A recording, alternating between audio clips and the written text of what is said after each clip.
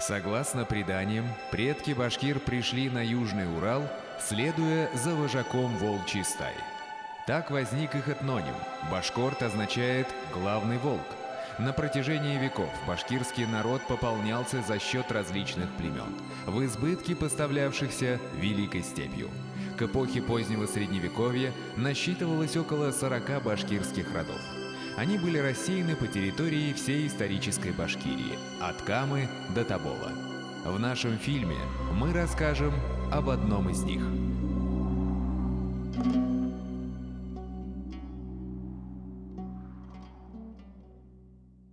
Этнография башкирского народа чрезвычайно разнообразна.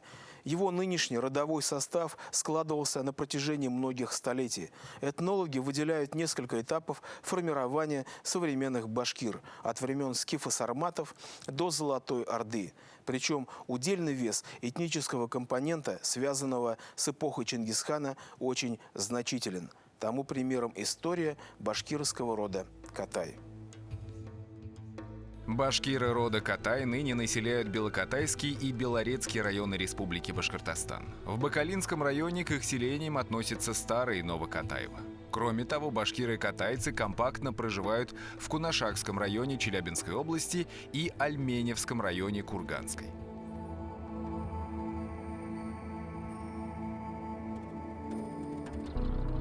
История племени Катай насчитывает почти 2000 лет. Эта этническая группа является одной из древнейших среди современных тюркских народов. Катайцы были современниками гуннов, древних римлян и китайской династии Хань. Свое этническое имя они несут с первых веков нашей эры до сегодня. В древности Катай проживали в бассейне реки Шара-Мурен, которая протекает по территории современного автономного района Китайской Народной Республики Внутренняя Монголия. Здесь и фиксируется княжество Кидань. Кидань – китайское название племени Катай, передаваемое на письме двумя иероглифами – Ки плюс Дан. Кидани находились в очень выгодном положении между земледельческим Китаем и степными народами, в том числе тюрками. Вот. И вот это равновесие, которое поддерживалось между Китаем и между тюрками, как говорится, вот это была буферная зона. Вот. И эту буферную зону как раз заселяли кидани. Территория у них была невелика, их расселение. В китайской хронике Таншу говорится: владение Кидань лежит за 5000 ли от столицы прямо на северо-восток. Занимаясь звериной ловлею, не имели постоянного места пребывания. Киданьский государь Дахэ имел 40 000 строевого войска, разделенного на 8 аймаков. Он был вассалом тюркского дома с титулом Эркина. Титул Эркина носили вассальные, но автономные князья, подчинявшиеся правителям могучего тюркского каганата. Собственно, сам титул Эркин переводится как «свободный». Одним из таких свободных слуг державных тюркских каганов и был упомянутый катайский государь. Пример тюркского великодержавия был заразителен. Правители катайцев пока были эркинами, но уже мечтали стать ханами.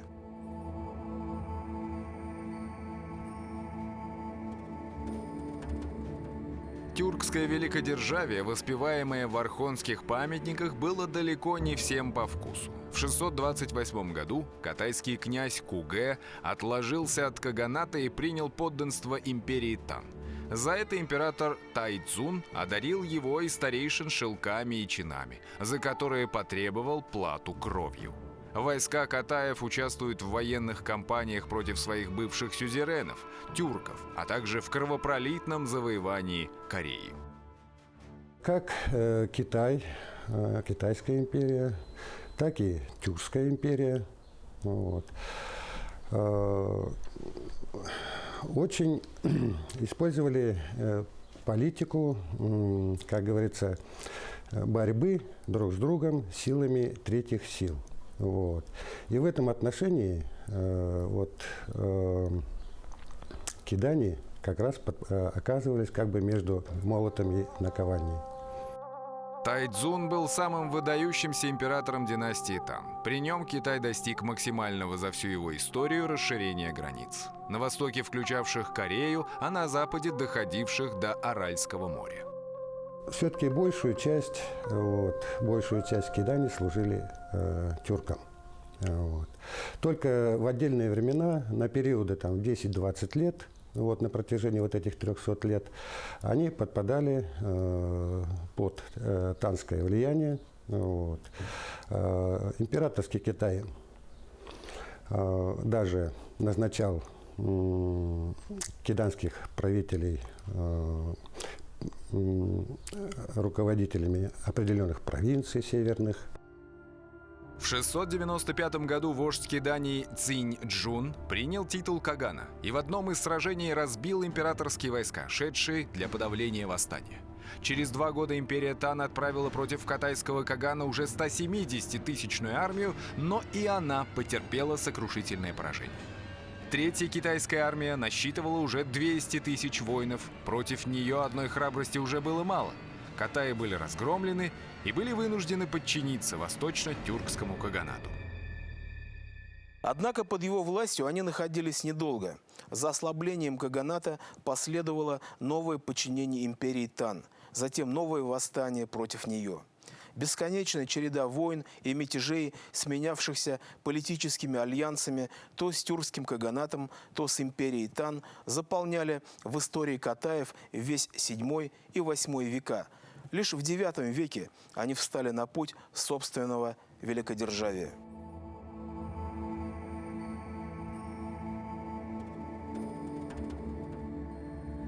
В IX веке на месте погибшего тюркского каганата возникает уйгурский каганат. Через 100 лет распадается и он. После непродолжительного возвышения каганата енисейских кыргызов наступает час катаев. На протяжении столетий каганаты сменялись другими каганатами. На глазах у катаев рождалось, расцветало и угасало великодержавие гуннов, табгачей, аваров, тюрков, уйгуров и кыргызов. И вот, наконец, пробил их час. Этого момента они ждали несколько сот лет. Наученные горькому опыту своих предшественников, закаленные в боях со своими противниками, искушенные во внутренних делах Китая, к началу X века они оказались наиболее реальными претендентами на роль гегемона Азии. В 907 году каганом Катаев стал Елюй-Амбагай, который совершил ряд удачных походов на соседние страны и покорил маньчжурское государство Бохай. Именно он стал основателем новой киданьской династии. Ему наследовал сын Дэгуан, который, вмешавшись во внутренние распри Поднебесной, установил контроль над северной частью страны и в 947 году объявил свою новую державу империей Ляо, а одной из ее столиц – город Пекин. Империя Ляо – китайское название великого государства Киданий. Ляо значит «железная». Кидани окрепли настолько, что уже в Центральной Азии представляли собой довольно реальную военно-политическую силу. Вот. У них была хорошо вооруженная армия, порядка 70 тысяч воинов. Это была своя армия, не наемная. Вот. И в этот период они, в общем-то, начали делать походы на север Китая. В XI веке Катаи нанесли ряд поражений империи Сун, заставили ее отдать часть своих территорий и платить дань. Ляо была первой иноземной династией, непосредственно подчинившей своей власти земли Срединной империи. А катайский клан Елюй стал первой иноземной фамилией, осмелившейся провозгласить себя императорской династией. До этого гуннам и тюркам удавалось лишь принуждать Поднебесную к выплате дани. Катаи заставили признать себя ее господами. Именно по их этнониму Катай мы сейчас именуем Китай Китаем.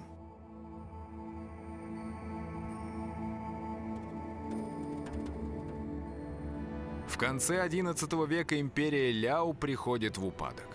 Джурджени, племя маньчжурского происхождения, обитавшее на территории современного Приморского края, воспользовалось ослаблением державы киданий и перешло в наступление. К 1125 году государство Великое Ляо было уничтожено. Лишь самые неукротимые катаи, еще не потерявшие под влиянием китайской культуры своей древней доблести, решили прорываться из захваченного огнем Китая на запад. Беглецов возглавил Елюй Даши. Елюй Даши – катайский принц и полководец, прославившийся в войнах с Южно-Китайской империей Сун. Именно эта группа западных киданий и является предками тех катаев, которые ныне составляют значительный компонент в составе ряда тюркских народов. Современники их прозвали каракитаями, то есть черными катаями. Почему черными? Возможно, потому, что эта часть катаев считалась наименее ассимилированной китайцами и наиболее аутентичной своему изначальному культурному типу. Елюй Даши вторгся в пределы восточного Туркестана и после нескольких сражений занял земли первого тюрко-мусульманского ханства караханидов. В это время Среднюю Азию раздирала междоусобица. Правитель Сельджукской империи султан Санджар пытался привести в покорность своего взбунтовавшегося вассала Хорезмшаха Ала-ад-Дина Ациза. Война шла с переменным успехом, пока на стороне последнего не выступил Елюй Даши, незадолго до этого принявший титул Гурхан. Гурхан – титул правителя Каракитаев, состоящий из двух слов «кур», то есть собрание, и «хан», переводится как «всенародный хан». В 1141 году в Катванской степи, что находится к северу от Самарканда, состоялось одно из крупнейших сражений Средневековья. Ибн Ал-Асир пишет: «Два войска встретились, как два мощных потока. Гурхан обошел войска Санджара, так что прижал их к руслу реки, которая называется Даргам. Битва принудила мусульман к бегству, и несчетное множество их было убито. Султан Синджар ушел разбитым. Не было в исламе битвы крупнее этой, и не было в Хорасане больше убитых, чем в ней. Государство хитаев и неверных тюрков утвердилось в Мавераннахре». Султан Санджар сумел организовать это государство, организовать сопротивление, но тем не менее над превосходящими силами киданий он все-таки не устоял. Здесь, возможно, и какие-то полководческие, возможно, были таланты или, может, что-то другое. В войне этого предусмотреть невозможно, но, тем не менее, султан вынужден был признать верховенство киданий и платить очень большую дань, если не ошибаюсь, больше 30 тысяч динаров, золотых динаров.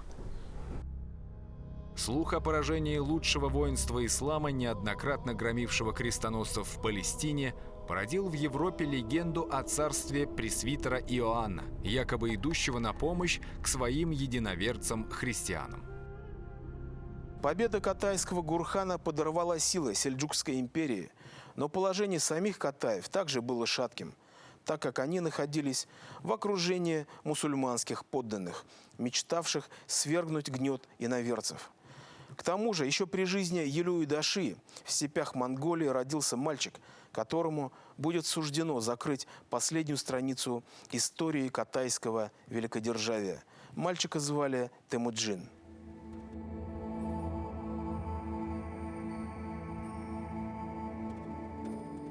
После завоевания Средней Азии Чингисханом Кара-Катаи были поверстаны в систему военной организации монголов. Они участвовали в походах Батыя на Русь и Европу. Их восточные собратья, оставшиеся на родине, также вошли в состав монгольской армии, воевавших на юге Поднебесной и в Индокитае. Один из них, Елюй Чуцай, служивший чиновником при дворе империи Цзинь, стал ближайшим советником Чингисхана и его сына Угидея. Елюй Чуцай, простой человек, потерявший свою страну, приветствует Чингисхана. Ты честный и достойный человек. Я восхищаюсь твоим мужеством и твоим характером. Ты будешь мне помогать? Я почту за честь служить такому правителю, как ты. В 1230 году часть монгольских наёнов, заявляя, что от китайцев нет никакой пользы, предложила Угодею поголовно их истребить, а земли превратить в пастбище. Против этого предложения выступил Юлюй Чуцай. С помощью точных расчетов он показал, что гораздо выгоднее будет не уничтожать население, а установить систему постоянного налогообложения и после этого жить безбедно. Победила алчность, а китайцы, благодаря Юлюю Чуцаю, были спасены от геноцида. К XIV веку часть катайского народа поселяется в Приуралье, где их застает нашествие Тамерлана. По преданиям, именно это событие стало причиной переселения катайцев в Зауралье и Сибирь. Они выступили на стороне законного хана Тохтамыша, за что подверглись жестоким репрессиям со стороны Железного Храмца. Тохтамыш хандың ғаскарында мына Қотайдар ең шәп пұғышшылар Қотайдар болғандар. Шынан Тамерлан бүте Қотайдарды біз қырып бітірге, бірінде қалдырмаса қырып бітірге шундай бұйрық берген. Менің мына шул Қотай тебеденде.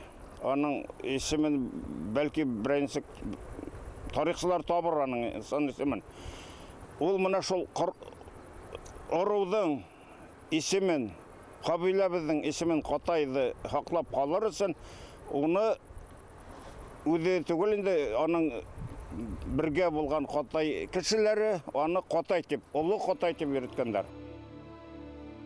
Рассказанное предание объясняет происхождение названия главного аймака башкирских катайцев под названием Улу-Катай, то есть Большой Катай. Первоначально он располагался на территории современной Челябинской области, близ современного города Нязепетровск, над которым высится сопка, носящая у местных башкир название Катай-Тау, то есть Катайская гора. Шул Қотай тауында, мұнда келіп, олар қосып үлгіргендер. Елғалар, урмандар оша. Тамерландың ғаскарынан юл яздырып, қосып келіп, мұнда орнашқандар. Ол Қотайдың өзіменен бір yüzлеген гына кіші болған. Шунан мына таралып кеткен Қотайдар. Олы Қотайдар, бала Қотайдар и башқа. Иньяр Қотайдар барыхла мұнан таралып кеткендер. Таким образом, к XVIII веку было 4 аймака катайских башкир. Бала-Катай, расположенный в Белокатайском районе республики Башкортостан, Инзер-Катай в Белорецком районе, а также Улу-Катай и Ялан-Катай, находившиеся в Челябинской и Курганской областях соответственно.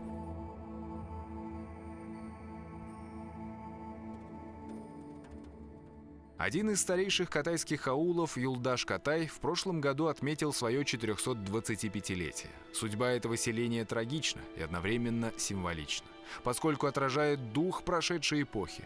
Для Асляма Арсланова, уроженца Юлдаш-Катая, трагедия родного аула не дает покоя вот уже много лет.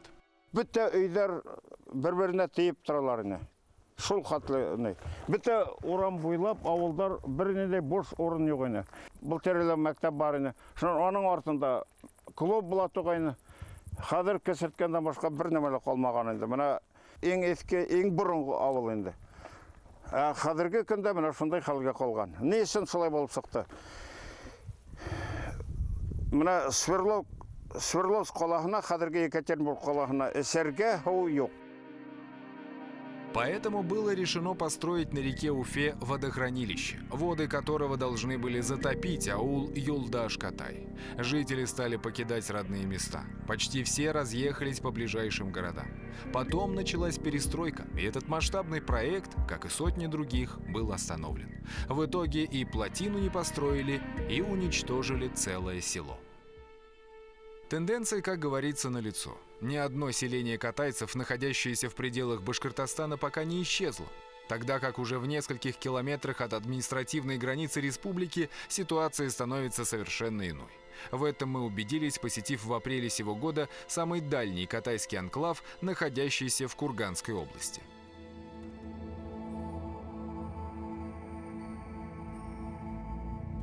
После принятия русского подданства в Катайской волости строится Катайский острог, ныне это город Катайск, Далматов монастырь, Утятская и множество других слобод, а также заводы Уфалейский, Кыштымский, Каслинский, Суховязский.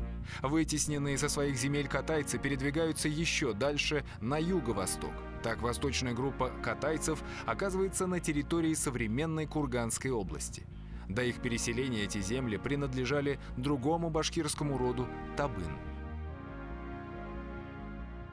Мында маленький Башкортостан, это 6000 наших башкортар проживают инда. Бет мында считаем коренное население. Таңырыкул мактабында оқыдым башкортса, 8 класс бітіп, шунан 9-10 классқа кеттім Юламан школасына русса. Ол вақытта башкорт тілі бигрәк көстейіні, потому что Уфанан ебәрілділер 56 елы, наверное, оқытушылар келділер. Видимо, ол вақытта шындай көсті программа болған. Именно шыл отдаленный областарда, райондарға Башкортостан ярдам еткен. В 1917 году решением учредительного Курултая башкирского народа, провозгласившего Башкирскую республику, на территории Альменевского и Сафакулевского районов Курганской области был образован Ялан-Катайский кантон, в состав которого вошли Катайская, Сарт-Калматская и Чкинская волости. Однако уже в 1922 году кантон был упразднен и передан в состав Челябинской области. Как следствие, из учебных программ здешних школ со временем было изъято преподавание башкирского языка, что нанесло значительный урон национальной культуре курганских башкир. Катай булып аталайны бул якбызын. Абдрашка хатлы аръягы Сафакул ягы, ол Ялан ягы дип атала.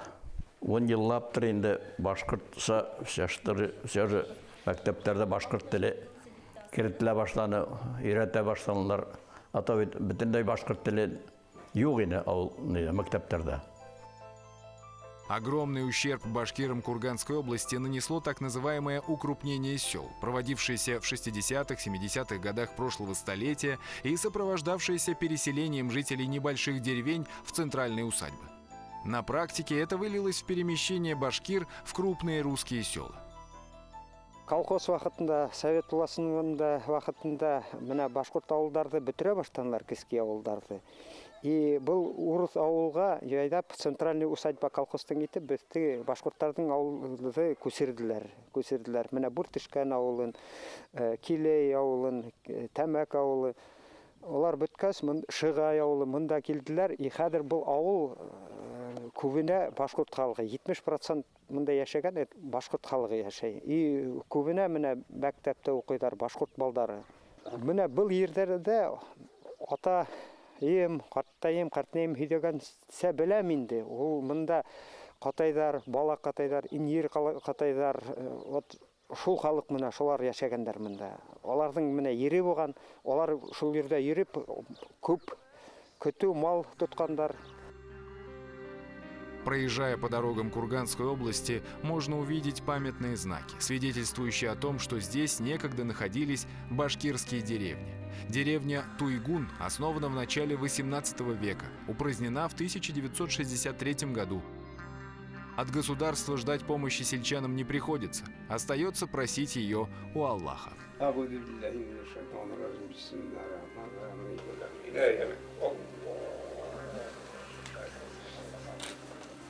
Рәсәйдә яшәһәк тә без башкорт динен бик хаклайбыз. Нинди генә эш башлаһак та, ул эш аяттан башлана. Килен әйттерделәр икән, тастамал алдылар икән, аят укыла, никах укыла, исем туйдары үткәрелә. Хатта егетләр рус кызын кәләш итеп алһа ла, ул башта мусулманлыкты ала, аңа башкортча исем бирелә, никах укыла. Шулай иттереп без үзебезнең динне бик зур тотабыз.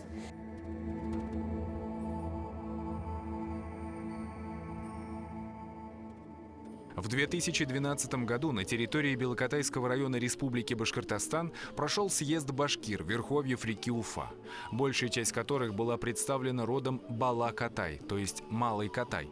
На праздник приехали гости из различных городов Башкортостана и соседних областей. Свое искусство демонстрировали фольклорные коллективы. В выступлениях рассказывалось об истории рода Катай, о его древних традициях, звучала озабоченность относительно будущего башкирского села. Эш юктан кешеләр, ир кешеләр калага китәләр, в основном Екатеринбургка инде безнекеләр. Хәзер гомерләр бик, дөньялар бик авыр. Хөкүмәт безнең үзенчә яшәй, халык үзенчә яшәй. Электән элек бит башкортлар бер булгандар. Туйдарда ла, кунакта ла, хугыштарда ла, нинди кайгы булган ла башкортлар бергә булганнар. Менә яшь галимдар тоже янып көйүп йөриләр. Безнең өчен бергә булыгыз башкортлар. Ятып калгансы атып кал дип. В условиях полного распада советского уклада жизни единственными скрепами, способными сохранить сельский социум, становится возрождение традиционной культуры. Ведь для нее характерны солидарность и коллективизм в решении насущных проблем, так необходимые нашему атомизированному обществу.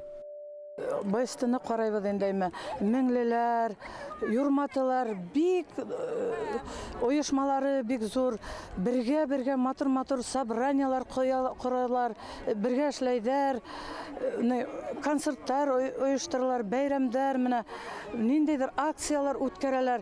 Менә безгә лә Катайларга шул кирәк инде, менә безнең дә үзебезнең бик матур, акыллы кешеләребез бар. Алар безнең улы кешеләр булып, старейшина булып, безнең етәкләп, без бергә яшәрбез дип уйлайбыз алгы көндәрдә. Башкиры рода Катай оставили славный след в истории. Из их среды вышли такие борцы за самоопределение башкирского народа, как первый председатель Башкирского областного совета Шура Шариф Манатов, сподвижник отца башкирской автономии Ахмед Заки Валиди, профессор Анкарского университета Абдул-Кадир Инан, командир 3-го пехотного полка башкирского войска Галимьян Таган, писатель Кадир Даян, народный артист СССР, сыгравший в кино роль Салавата Юлаева Арслан Мубаряков, композитор Загир Исмагилов и многие другие. Племя Катай ныне имеется в родовой структуре не только башкир, но и каракалпаков, нагайцев, кыргызов, узбеков. Среди башкир Катай одни из самых многочисленных групп. Они прошли огромный исторический путь от эпохи гуннов и сумели донести свой древний этноним до сего дня. Такова была сила традиции и сила исторической памяти. Именно историческая память делает народ народом. А помнить башкирам-катайцам есть что. Их славное прошлое должно стать залогом их не менее славного будущего.